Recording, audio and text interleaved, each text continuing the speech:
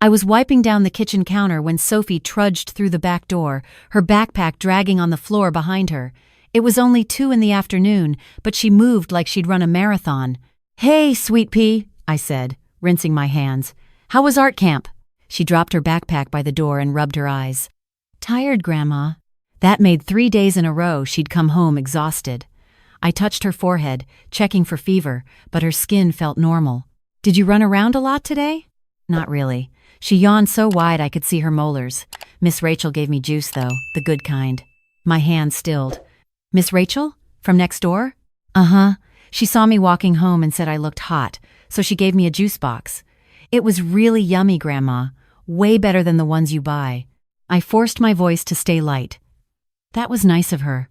What flavor was it?" Sophie shrugged, already heading toward the stairs. "I don't know. Purple? I'm gonna take a nap." I watched her climb the steps, gripping the railing like she needed it for balance.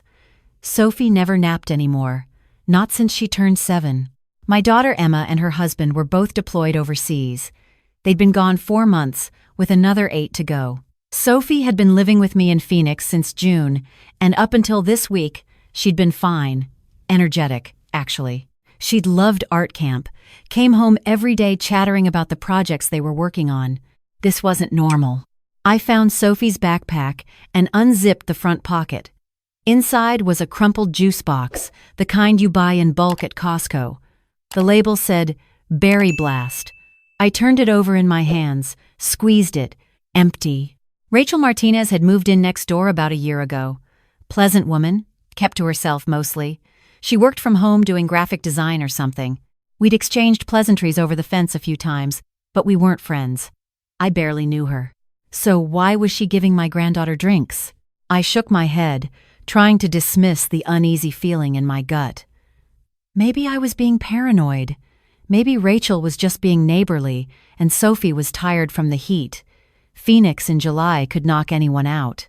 But that night, while Sophie slept through dinner and straight until morning, I couldn't shake it. The next day, I decided to walk Sophie to camp. It was only 3 blocks, but I wanted to see for myself what was happening. "Grandma, I can walk by myself," Sophie protested as we left the house at 8:30. "I know, honey. I just feel like getting some exercise." She didn't argue further, too busy yawning. We walked in silence until we reached the community center where the camp was held. I watched her go inside, then I walked back home slowly, scanning the street. At 1:45, I positioned myself on the front porch with a book, pretending to read. Camp let out at 2. If Rachel was intercepting Sophie on her walk home, I wanted to see it happen. At 2:07, I spotted Sophie coming down the sidewalk. She was alone, moving at a normal pace. I watched as she passed Rachel's house. Then Rachel's front door opened. "Sophie!" Rachel called out, waving. She was wearing yoga pants and a tank top, her dark hair pulled back in a ponytail. "Perfect timing. I just made fresh lemonade. Want some?" My granddaughter stopped, turning toward the voice. Sure." I stood up, ready to intervene, but Rachel had already bounded down her porch steps with a tall plastic cup. Sophie took it and drank half of it in 4 big gulps. "Slow down. You'll get a brain freeze," Rachel laughed, patting Sophie's shoulder. "Hot out here, huh?" "Yeah," Sophie said, wiping her mouth. "Thanks, Miss Rachel." "Anytime, sweetie. You have a good rest of your day." Rachel went back inside, and Sophie continued down the sidewalk to our house. By the time she reached the porch, she was yawning again. "Was that good lemonade?" I asked carefully. "So good, Grandma. Miss Rachel makes it special." "Special how?" "I don't know. It just tastes better than normal." She swayed slightly. "I think I need to lie down." I helped her inside, my mind racing. This wasn't right. This wasn't normal tiredness. I'd been a teacher for 37 years. I knew what exhausted children looked like, and this was different. This was drugged. The word hit me like a slap, but once it entered my mind, I couldn't shake it. That evening, after Sophie had slept for 4 straight hours, I called my friend Diana. We'd taught together for 2 decades before she retired and went back to school to become a pharmacist. If anyone could help me, it was her. "Di, I need your advice on something," I said when she picked up, "and I need you to tell me if I'm crazy." "You're not crazy," she said immediately. "What's going on?" I explained everything. The sudden exhaustion, the neighbor's drinks, my gut feeling that something was wrong. Diana was quiet for a moment. "Maggie, listen to me carefully. Does Sophie still have any of those juice boxes or cups?" "I have an empty juice box from earlier this week, and I might be able to get the cup from today if Rachel put it in her recycling." "Get that cup. Don't drink from it, don't rinse it. Just get it and bring it to me tomorrow morning. I'm working the early shift at the pharmacy. Can you come by at 7? "Of course."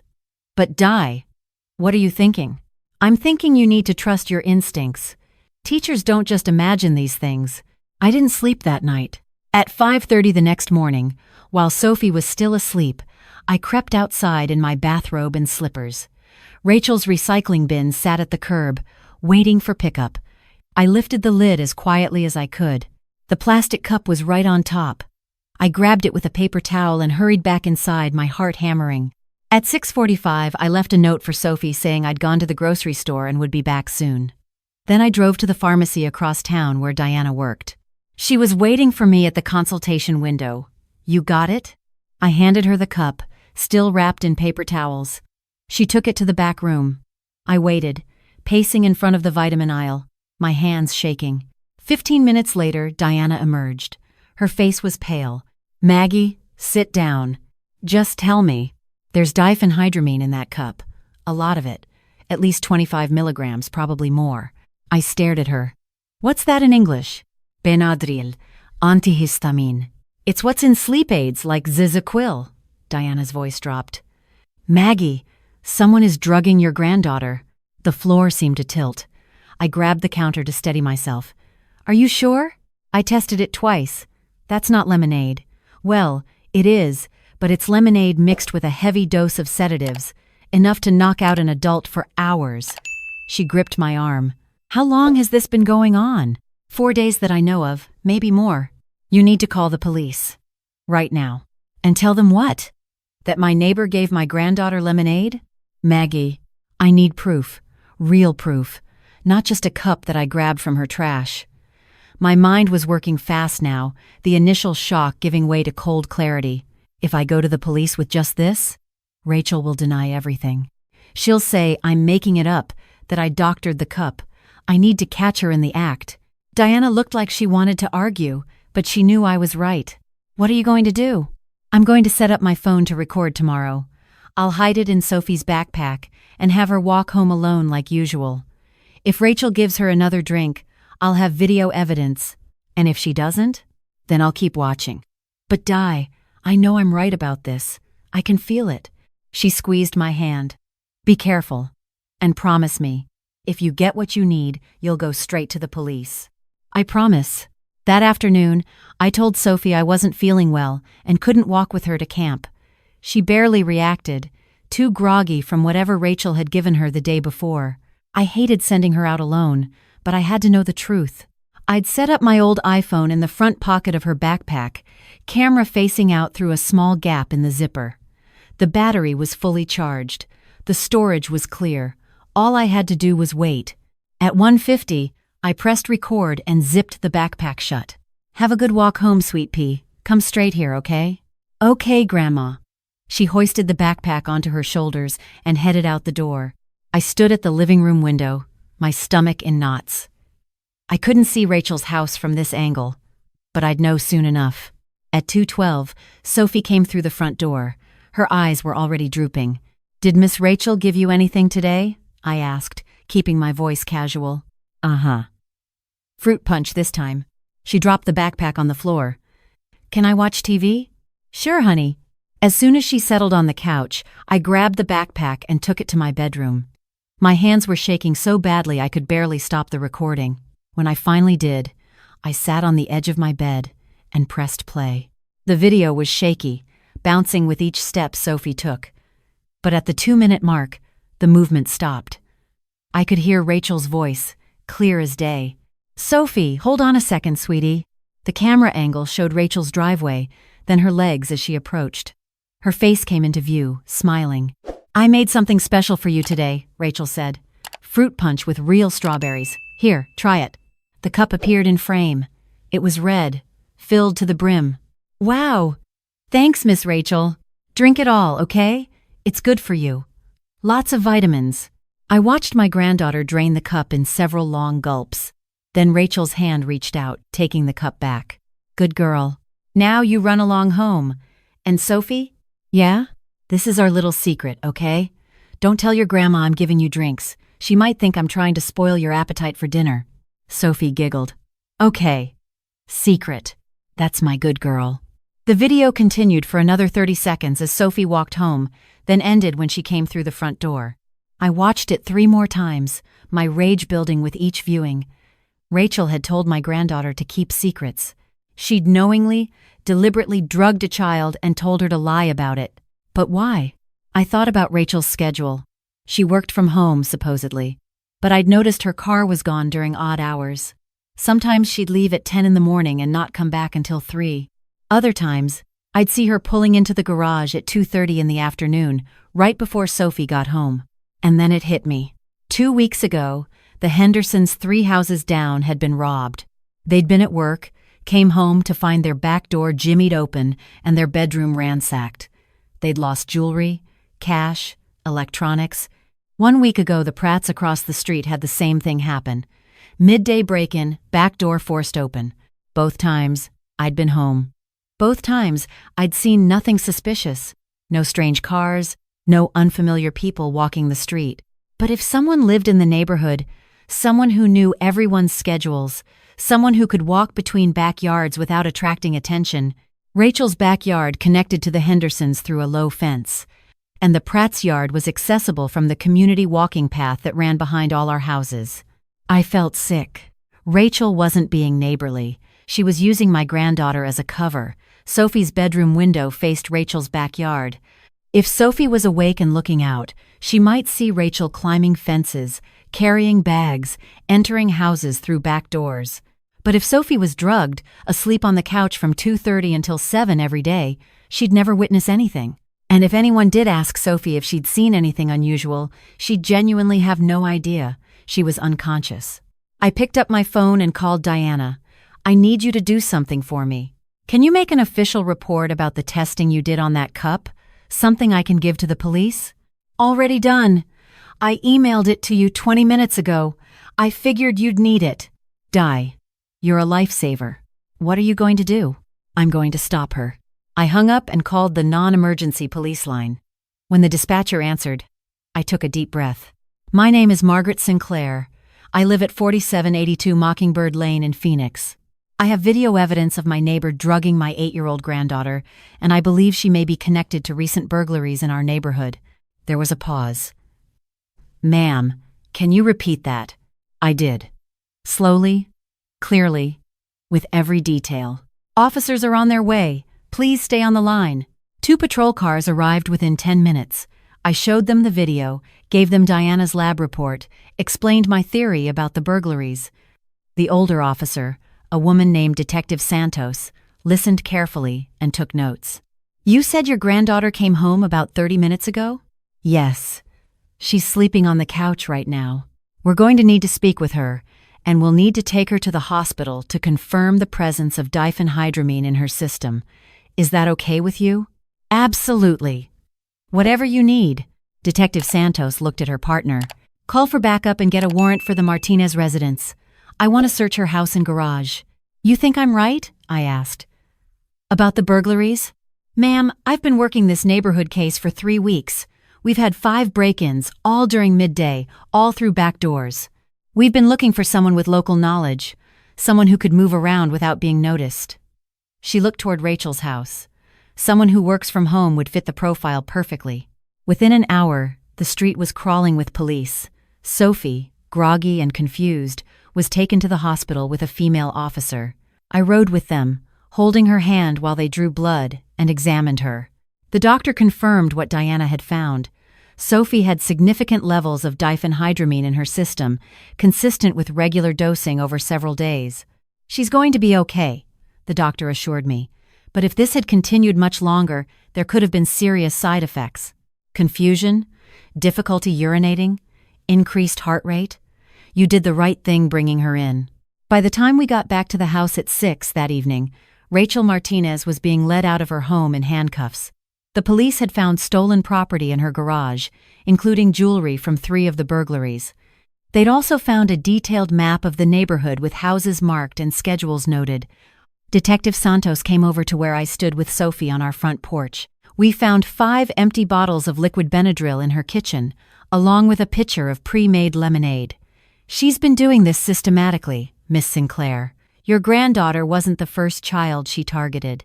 She'd been giving sedative-laced drinks to the Patel boy 2 streets over for nearly a month. His parents thought he was just tired from baseball practice.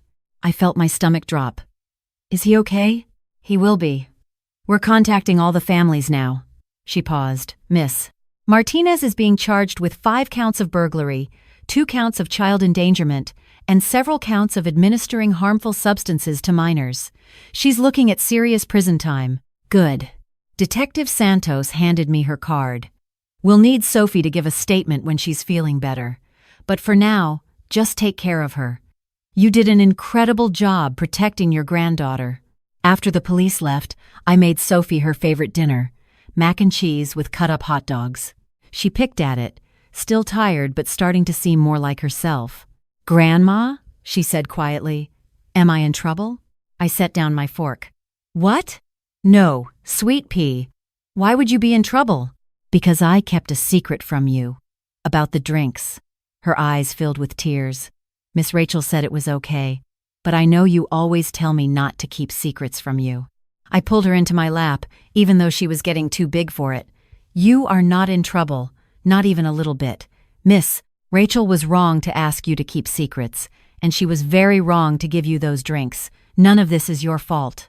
Why did she do it? She was doing bad things and didn't want anyone to see her. She thought if you were asleep, you wouldn't notice. Sophie was quiet for a moment. That's really mean. Yes, it is. Is she going to jail? Yes. Good. I called Emma that night, even though it was 4 a.m. where she was stationed. I needed her to hear it from me before it hit the news. She cried. Then she got angry. Then she cried again. Mom, I'm so sorry. I should have been there. I should have. Emma, stop. You're serving your country. You couldn't have known this would happen. What matters is Sophie is safe now. When I get home, I'm never letting her out of my sight again. Yes, you will. Because we can't live in fear. We just have to teach her that if something feels wrong, she should speak up. She did, Emma. She told me she was tired. She mentioned the drinks. I just had to listen. It took a few weeks for Sophie to get back to normal. The Benadryl cleared her system quickly, but the psychological impact lingered. She had nightmares. She didn't want to walk anywhere alone. She became clingy in a way she hadn't been since she was 4. But slowly, with patience and reassurance and 1 session with a child therapist, she started to heal. By the time August rolled around and it was time to go back to school, she was excited again. Nervous, but excited. I installed a security system, not just cameras, but an alarm that would alert me if anyone entered the yard. It made me feel better, and it made Sophie feel safer. Rachel Martinez pleaded guilty to all charges. She got 12 years. The prosecutor told me she'd been running a sophisticated burglary ring for over 2 years, targeting suburban neighborhoods across Phoenix. She'd moved frequently, setting up in a new area every few months. She'd made hundreds of thousands of dollars. I didn't go to her sentencing. I didn't want to see her face again, but Detective Santos called me afterward to let me know it was over. She'll serve at least 10 years before she's eligible for parole, Santos said, and she's permanently barred from living within 500 feet of any school or playground. Thank you. For everything. No, Miss Sinclair, thank you. You trusted your instincts when it would have been easier to ignore them. You protected your granddaughter and you helped us catch a dangerous criminal. We should all be more like you. After I hung up, I found Sophie in the backyard, drawing with sidewalk chalk. She was making a rainbow that stretched from the patio to the grass, each color carefully labeled in her wobbly handwriting. That's beautiful, sweet pea. She looked up and smiled. Thanks, Grandma. Want to help? I sat down on the concrete, my knees protesting, and picked up a piece of yellow chalk. What should I draw? A sun. Put it right there, in the corner. So I drew a sun with big triangular rays, the kind children draw. Sophie added smiley faces to all the colors of the rainbow. We worked in comfortable silence as the afternoon heat began to fade. Emma and her husband would be home in 7 months. Until then, Sophie was mine to protect, and I'd do it. I'd watch her, listen to her, trust my instincts when something felt wrong. I'd be the grandmother she needed, the safe place she could always return to. Because in this world, sometimes the greatest danger comes from the people who smile and wave and seem so helpful, the ones who offer cold drinks on hot days, the ones who tell children to keep secrets. I'd taught middle school for nearly 4 decades. I'd seen a lot in that time: bullies who pretended to be friends, adults who violated trust, systems that failed children. But I'd also seen resilience.